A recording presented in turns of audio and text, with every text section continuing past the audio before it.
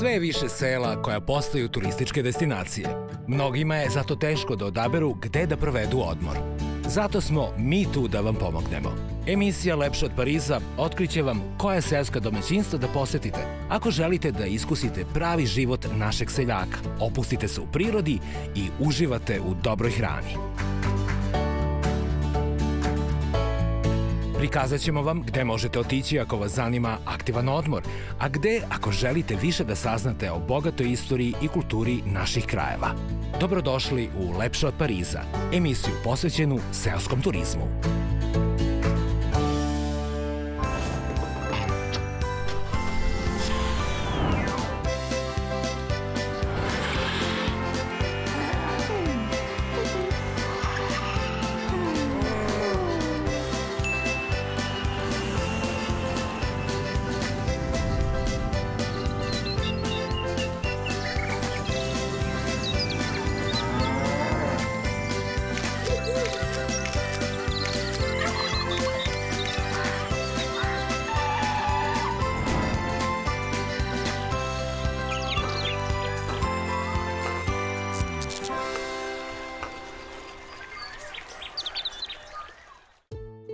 Na obroncima jedne od najlepših planina u našem delu Evrope, na Durmitoru, nalazi se seosko-turističko odmorište Ljeljenak u okviru tradicionalnog planinskog Katuna, koji je zadržao duh arhaičnog načina života i običajima i u čijim je čarima idiličnog ambijenta zaboravljenih vremena imala čast i zadovoljstvo da uživa ekipa serijala Lepše od Pariza tokom jednog nezaboravnog celodnevnog boravka.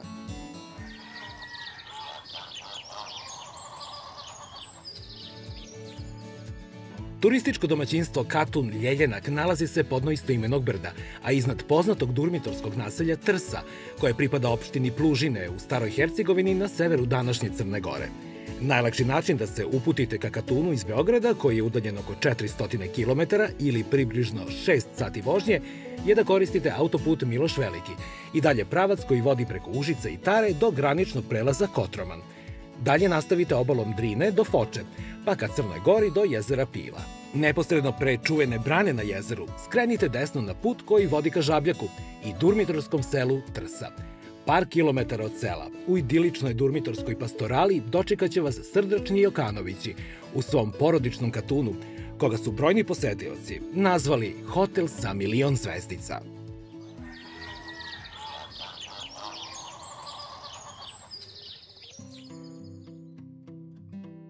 Dobar dan, Jokanovići. Dobar dan, dobrodošli. Dobrodošli. Kakva ponuda na samom početku. Kakva je to rujna rakija crvena ko vino? Jeste, rakija i ljeljenka. Ljeljenka po imenu Katuna. Tako je. Jeste li joj vi dali ime? Naravno. Od čega se radi? Od čega je? Rakija je od drenjine. Drenjine? Da. Je li to nekakav liker? Nije liker. Potpuni alkohol.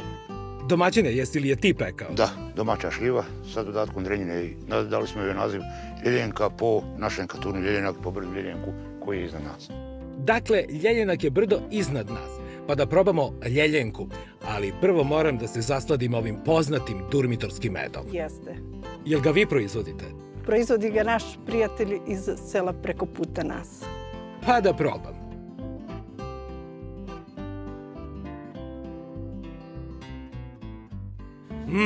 Zdravlje na usta ulazi. Ali da se vratimo ljeljenki, kako red nalaže da zdravimo. Domaćine, dobro te našao. Živjeli i dobrodošli. Hvala vi na posjeti. Dobrodošli. Živeli. Odlična rakija od Drenjina. Pa Jokanovići, posle ovakve dobrodošlice, red je da nam predstavite vaše domaćinstvo. Naravno, dobrodošli, izvolite.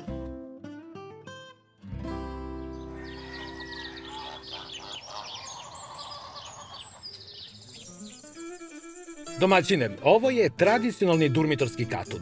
Jeste li ti nešto rekonstruisao ili onako kako je to bilo od vajkada? Ne, sve na stari način, ovo sam ja sve radio što je urađeno, ovdje sve sam ja uradio. Ova mala kućica iza nas ovdje je kućara koja je, kod nas se zove kućara, koja je bila dok sam ja držao ovce, spavao sam kod ovaca, po noći čuvao ih i pazio i poslije je ova druga u Zanju i onda smo sad unaprijedili i napravili ove bungalove i smještaj, radimo i terasu tako da će Bog pa će biti to dobro. Mija, pojasni nam malo. Šta je to katunski smeštaj? Pa ovako, ovo je malo specifičan kraj zato što je to katunski tip smještaja, zato što su to kućice jako, koje su malene. A koliko ih imate ovde? Ovdje imamo ovu malu, jako malu kućicu i imamo još jednu koja je malo veća, malo drugačija, ali isto tako je samo za jednu osobu. Kakav je stari naziv ovih kućica? Kućica se zove kućara, samo što je ona malo veća od one kućare. U ovo ima normalan krevet, stočić i solarna sijalica. I šta sve imamo unutra? Unutra imaš jorgan da se pokriješ u slučaju da ti je hladno. Imaš ovo vuneno ćebe. A kakvi su higijenski uslovi? Što se tiče za ličnu higijenu uvijek ima čista posteljina, peškir, toalet, papir. U tuš kabinama ima i pribor za tuširanje. Ako nekome zatreba i nađe se i nova četkica za zube i pasta za zube, to je obavezno. Dakle, samo najosnovnije potrebe.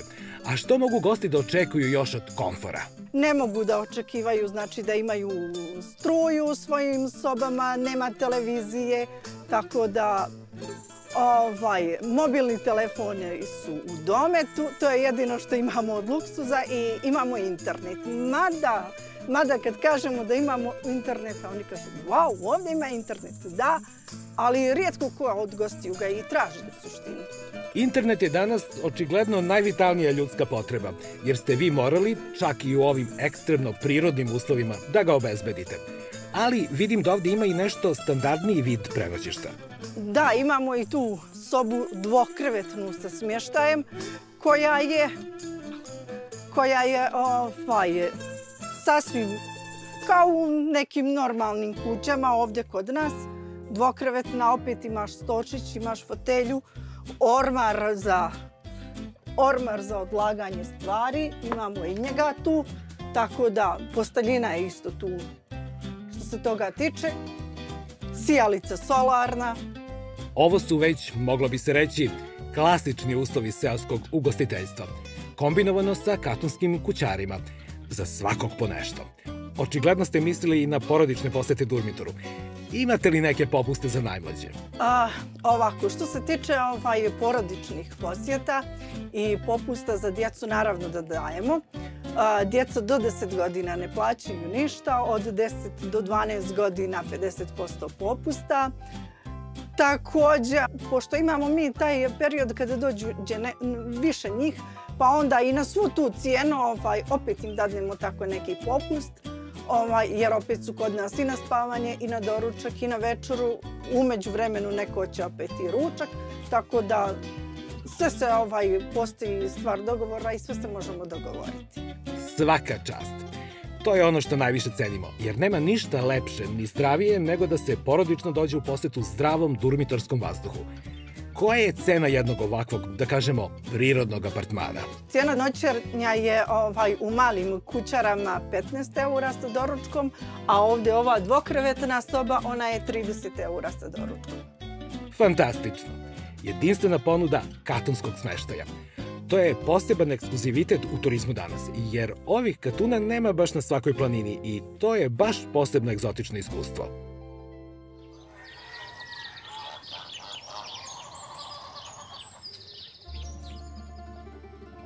Ono što je identitetska karakteristika durmitorskog turizma svakako je zdrava planinska hrana, koju možete da okusite samo na ovoj nadmorskoj visini u autentičnom ambijentu.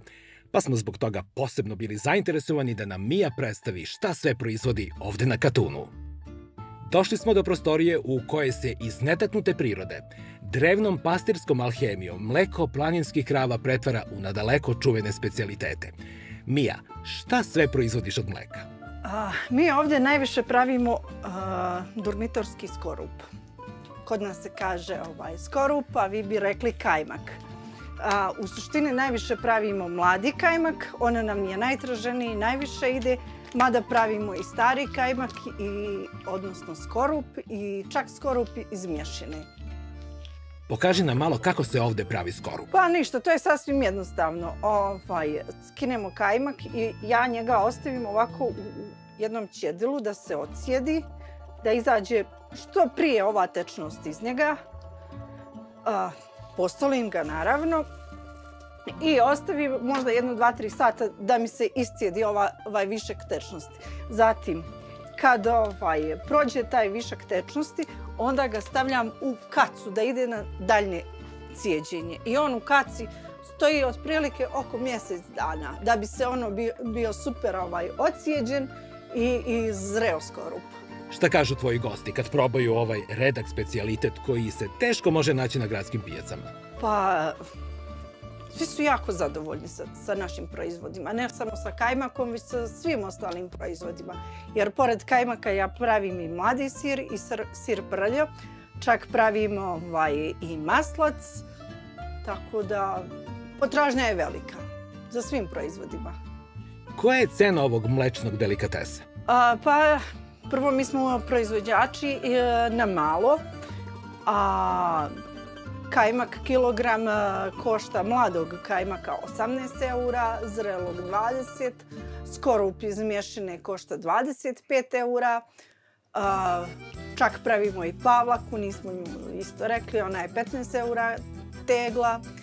Saljevak, to je onaj najslađi kajmak, prvo jutro što ga mi zovemo. On je najskuplji, najtraženiji proizvod, on košta 25 eura. Zatim sir prljo koji proizvodimo, on je 5 eura. Punomasni mladi sir je 6 eura, tako da to su neke naše cijene. U suštini korigujemo naše cijene sa našom zadrugom koja se nalazi na Pištu, tako da otprilike to su te neke cijene. Ipak moram da zaključim da visoki kvalitet ukusa koji se ovde nudi nema cenu. Jer kada ovde probate ove proizvode, to je poseban doživljaj. I dok je Mija nastavila da izdvaja beli mrz i odabira od svakog proizvoda pomalo za trpezu, koja će me obradovati, otišli smo do obližnjeg proplanka sa Stevanom, kako bi nam predstavio plodove čuvenog žbuna od koga se pravi poznata rakija sa Durmitora. Ovo što je kod mene u ruci, ovo je kleka sa njenim plodovima. Ovo je kod nas u Katunu Ljeljinak je u glavnoj ponudi rakija klekovača. Ona se pravi na sljedeći način. Uberu se ove bobice i stavlja se u domaću šljivu. To je naša glavna ponuda za naše goste i ona je puno tražena i puno ljekovita. A najljekovitija je za šećerne bolesti. Kleka sazrijeva svake 3. godine i tada se bere njen ovaj plavi plod koji stoji u mojih rukama. Tako, retko bogatstvo koje priroda ovde nudi svakog 3. leta preporučujem svima da probaju. Jer ne kaže se u narodu slučajno za ovu rakiju da je prava medicina. A u skromnoj planinskoj kućici, pokraj šporeta iz koga se čuje krckanje oblica na vatri, domaćica se priprema da nam predstavi jedinstven specijalitet, koji možete da probate samo u ovim krajevima. Mija, šta se ovde nudi kao specijalitet Katuna Ljeljinak? Ovde se najviše praktikuje da se sprema jagnjetina kuvana u mlijeku. To je tradicionalni durmitorski specijalitet. U mleku? To nisam do sad probao. U stvari, iskren da budem, za ovo sam relativno skoro i saznao. Kakav je recept? Ovde imamo jagnjetinu, mlijeko, crni luk, bijeli luk, od začina koristimo biber i so. I jagnjetina se sastavi sa svim tim sastojcima i onda se stavi na kuvanje 2 do 3 sata. Otprilike 2 sata se kuva i onda 1 sat vremena se peče sa krampirom. Recept izgleda prilično jednostavan. Pretpostavljam da je kvalitet i ukus mesa i namirnica presudan za ovo jelo. Tačno tako. Verovatno zbog prirode u kojoj se odgaja. Što bi mi ovdje na planini rekli, pase 101 različitu travu, ne jede koncentrate, nema nikakve prihrane, tako da je potpuno prirodno. Onda, što se tiče mlijeka, mlijeko je isto tako iz naše proizvodnje, tako da je sve potpuno prirodno i organsko.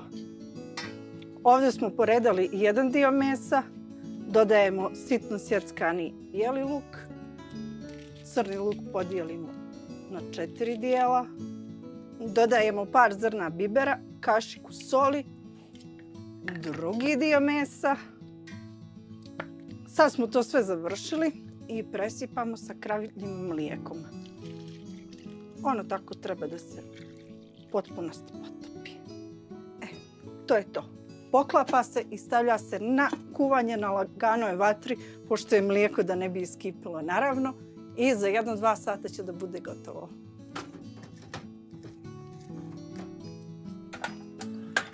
Ali uz glavno jelo ide i tradicionalna pratnja u vidu planinske cicvare na skorupu, koja je zaštitni brend čitavog severa Crne Gore i Stare Hercegovine, jedinstvena po načinu pripreme. Tako je, ovdje pravimo isto naravno tradicionalnu cicvaru, gdje smo prvo stavili vodu, otprilike nekih 150 ml vode, zatim dodajemo skorup, na ovu količinu smo stavili oko 300 grama skorupa i sad ga puštimo lagano da provri i da se istopi.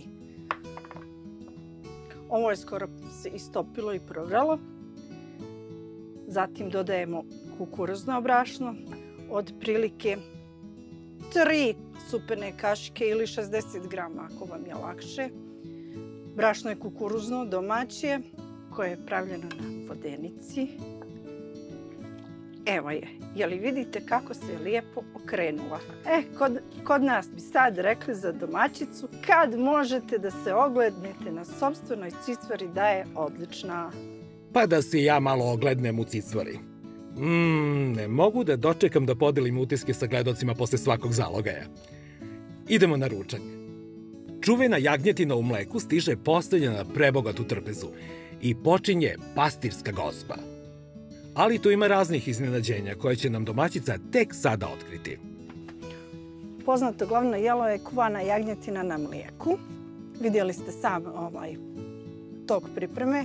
Ovo je naša dimljena junetina koja je isto kuvana. Priganice koje ste gledali sam tok pripreme, cicvara, kupus salata, suva pršuta svinjska. Uzet ću od svega pomalo. Suvo meso, priganice, jagnjetina, kuvana sušena govedina, domaći hleb. Ovo je stvarno festival mirisa i ukusa. I valjda i sama nadmorska visina čini mi se daje poseban ukus hrani koja se topi u ustima i donosi specifičnu aromu lekovitog bilja sa pašnjaka koji nas okružuju. Fantastično iskustvo. Svima toplo preporučujem da ovo probaju. Ali jagnjetina u mleku, tu opisi postaju suvišni.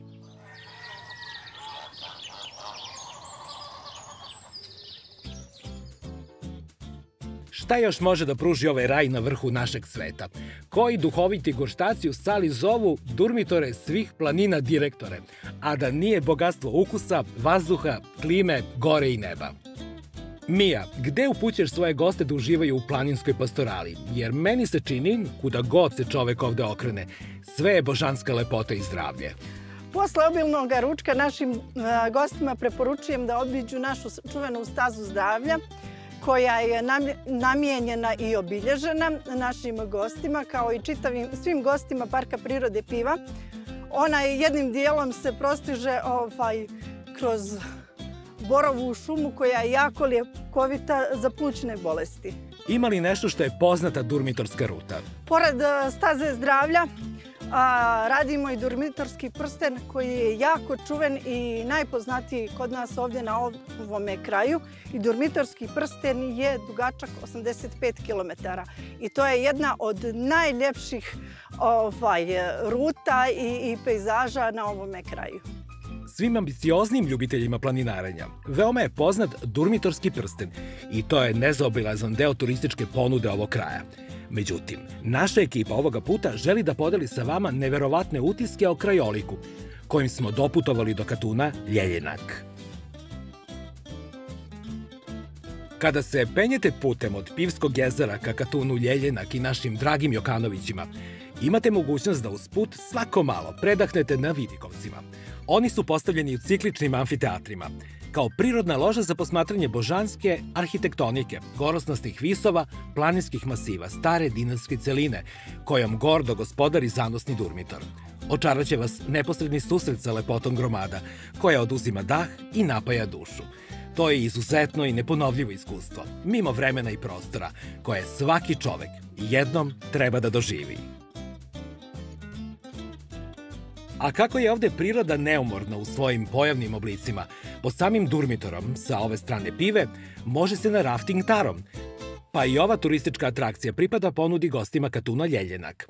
Nismo izdržali da ponovo odemo u kanjon i da se opet podsjetimo pravila ovog adrenalinskog izleta na reci. Ljubazni instruktor raftinga, profesionalac koji šarmantno brine za sigurnost svakog člana posade, predstavio nam je osnovna pravila ponašanja na brzacima. Let's go, guys, please. Go. 2 people on right side, left people on left side.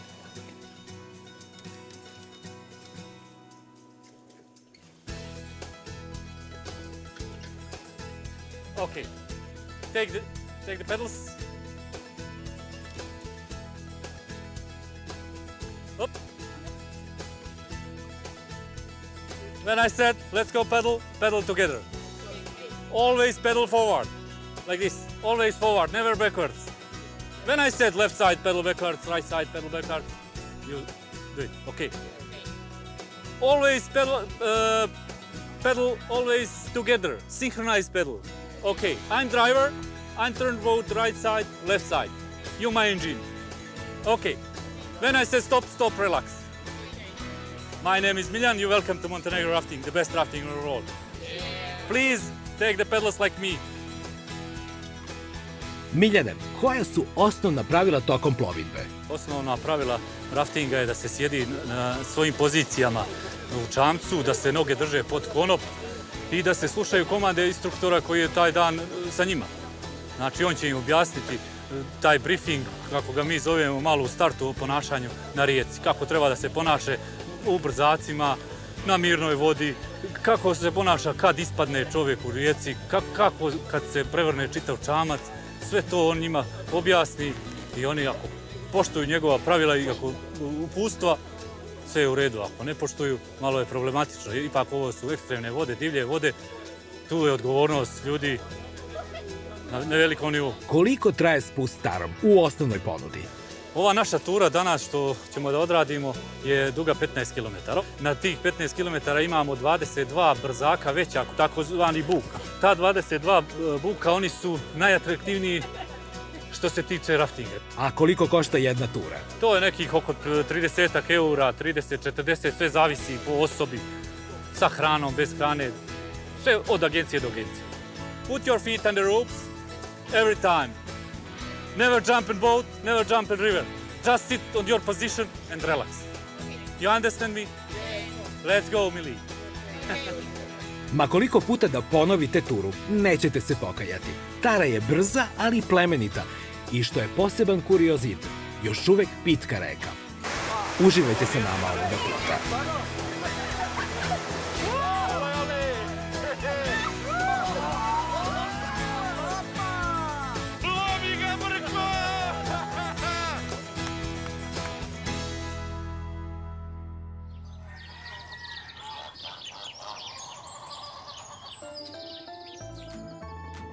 Došlo je vreme da se vratimo do Katuna i da popričamo malo sa našim gostoljubivim Jokanovićima o svim zadovoljstvima i obavezama koji su deo ovog turističkog zanimanja.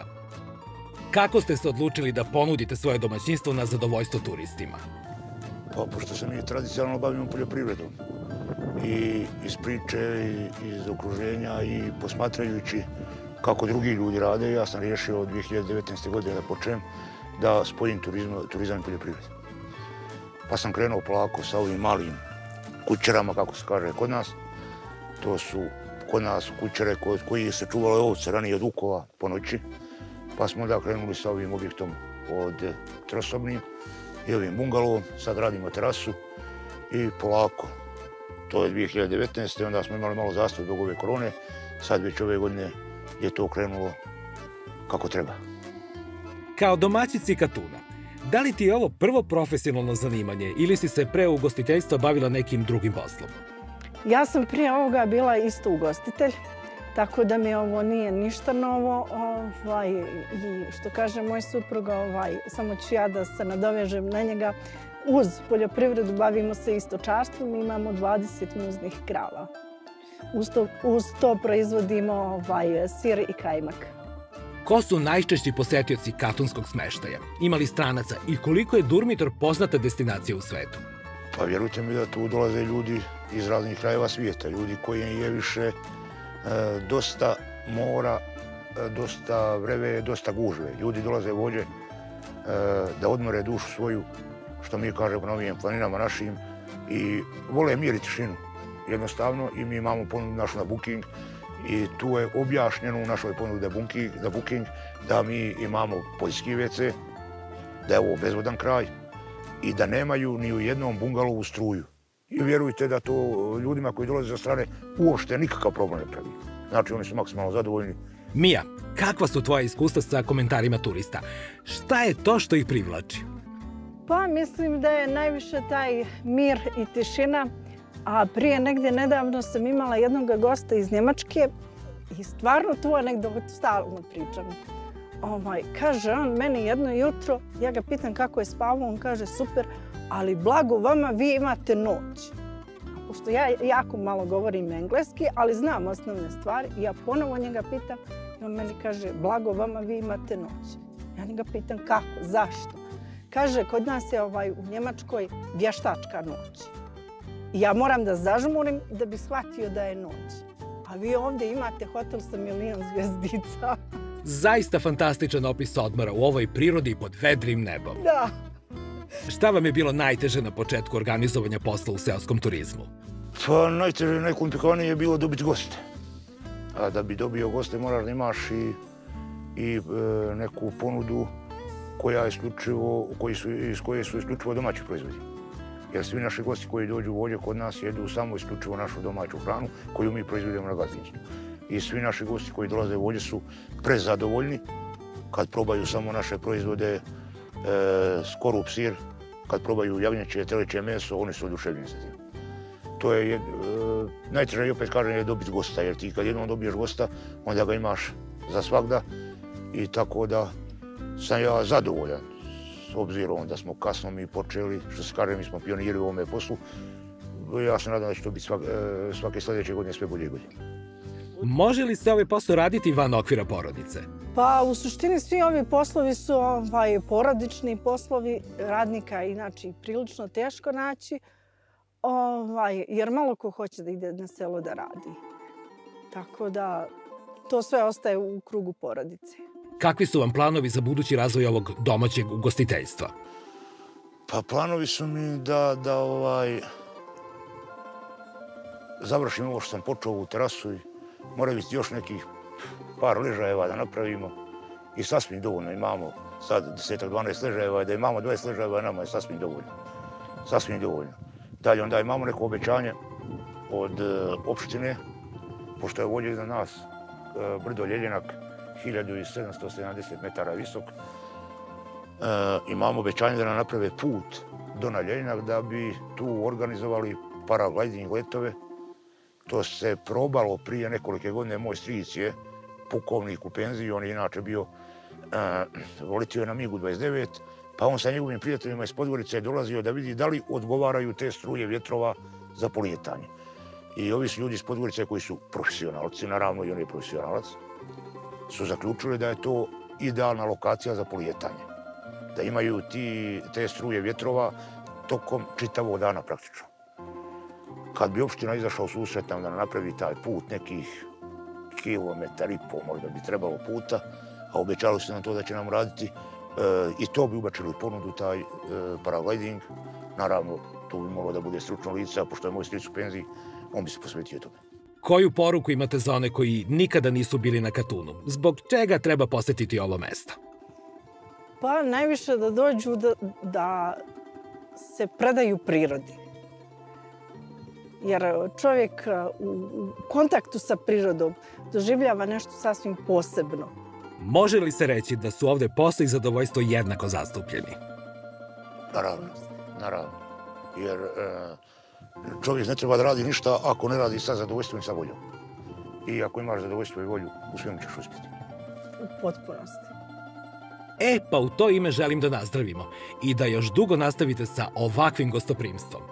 Živeli! Zdravo bili, hvala Zdravo na posjeti. bili. Živeli. Došlo je vreme da se oprostimo sa našim ljubaznim domaćinima i prelepom prirodom koja ih okružuje. Dragi naši Jokanovići, puno vam hvala na iskrenoj dobrodošlici i užitku koji ste nam pružili u ovoj nepreglednoj lepoti durmitorske prirode. Svima ćemo toplo preporučiti da dođu ovde i provedu nezaboravne trenutke, onako kako smo i mi to doživeli. Hvala i vama, hvala na posjeti i želim vam sretan put. Bilo nam je zadovoljstvo što ste nas posjetili. Hvala vam. Hvala vam od srca i doviđenja. Ćao! Ćao, sretan put!